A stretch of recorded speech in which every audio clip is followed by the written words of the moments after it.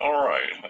Just want to give you all some updates as to what's coming with the C&I tool and related activities. Um, so let me kind of go through a few of these things. So the January update. Thank y'all for taking time to listen to this video. So later this month, we mentioned it before in previous meetings, but we're going to add rubrics in our discussions. And once once this gets enabled, we're going to have to provide a separate video and training materials for it. I thought it would be ready right now, but we think it's going to be ready later this month. So we'll get more information to you once that occurs. Or worst case, we'll just talk about it at our February meeting. What's coming? So at this time, there's no feature upgrades are scheduled through the end of February. It'll be March before you see anything, and there's going to be a few more release conditions in March, and we'll give some better directions once that comes out. But it's pretty it's really pretty self-explanatory if you use release conditions. There's like incomplete checklist item, no post and topic, no submission to Dropbox. So you could release content if a kid hadn't done something versus just had done something. And we'll put this stuff in the communities. Just beginning to turn reminders because we get questions on this still. Just remember that for spring, elementary, they've got year-long classes. There's nothing to set up. For middle and high school, you have to enroll your students that come in S2 because they don't have S1 information. You got to copy all your S1 stuff into your S2. Otherwise, your kids that come in from out of town aren't going to have that information if that's something that you think they need. Remember discussions, Dropbox, and assessments. They copy, but the student responses don't copy. And the kids, they keep access for the remainder of the school year. That's right now, that's set for June 1. Notifications, we mentioned notifications last time, but just another reminder, because when you copy classes, it can trigger notifications, because the new class thinks that you've posted new announcements, and the kids following news announcements, then they're going to get a bunch of notifications.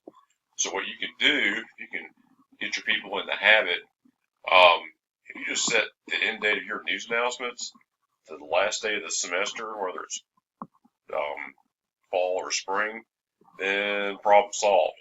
And then it's no big deal. You can copy whatever, and it knows that it's an old announcement, and it's fine.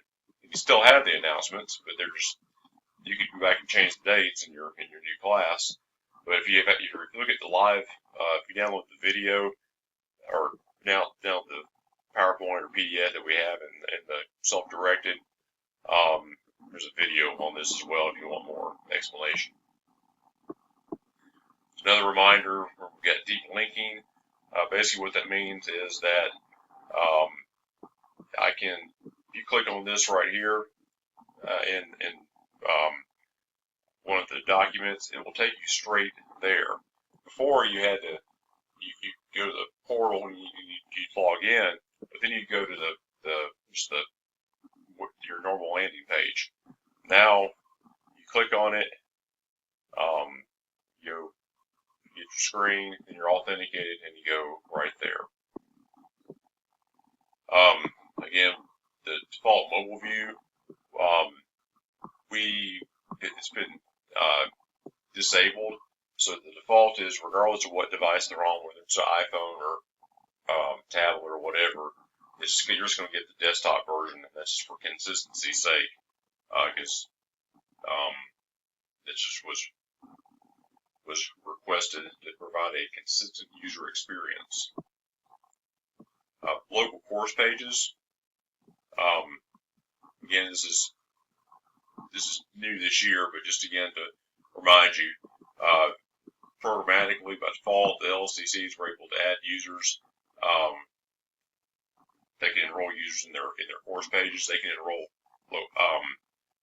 they can enable people to enroll their kids in their local course pages.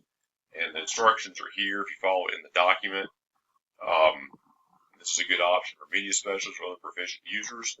And one thing to kind of put on the radar for you all, and we'll have more information to come later when we have more specific details to share. But over the summer, these pages will be available to students. If you're high school, your AP kids, you can load them all of your AP kids in a course shell, and they can you can put resources in there for them. Any kind of remediation, enrichment type courses you want to run, you could do over the summer with that. And then there's surgical applications as well for elementary and middle school potentially. But we're going to provide more information later to the appropriate people regarding that.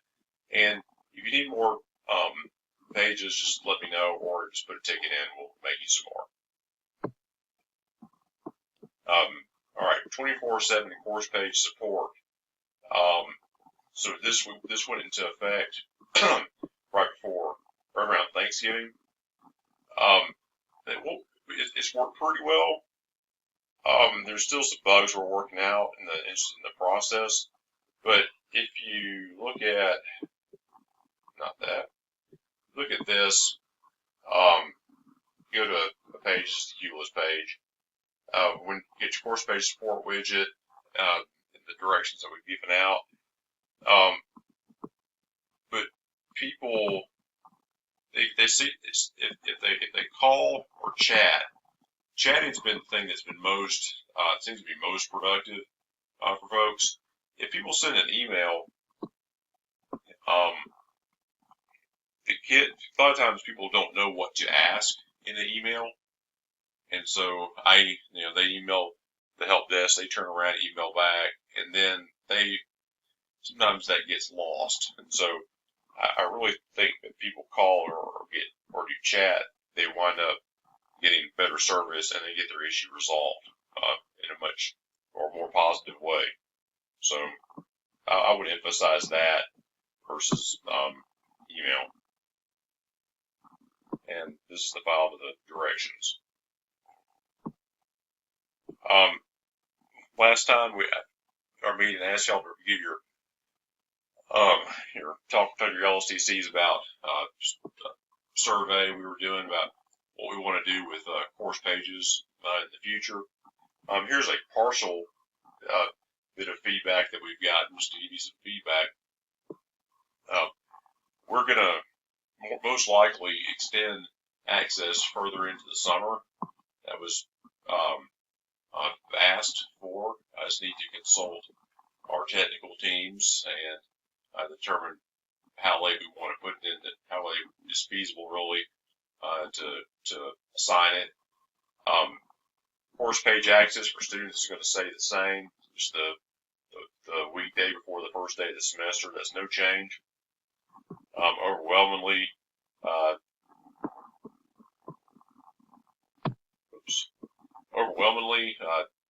tech specials want to be into one course page. Those that do that, the elementary health classes will, for next year, they'll go away.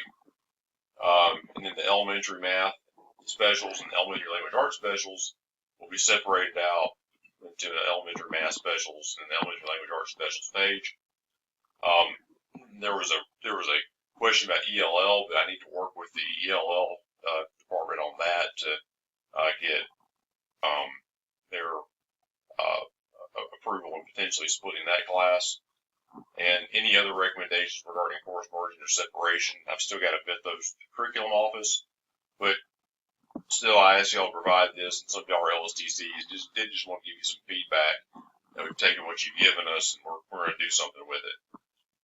And I believe that's all. A lot of you know me, you know where to find me. If you have questions just on anything about these updates, just shoot me an email.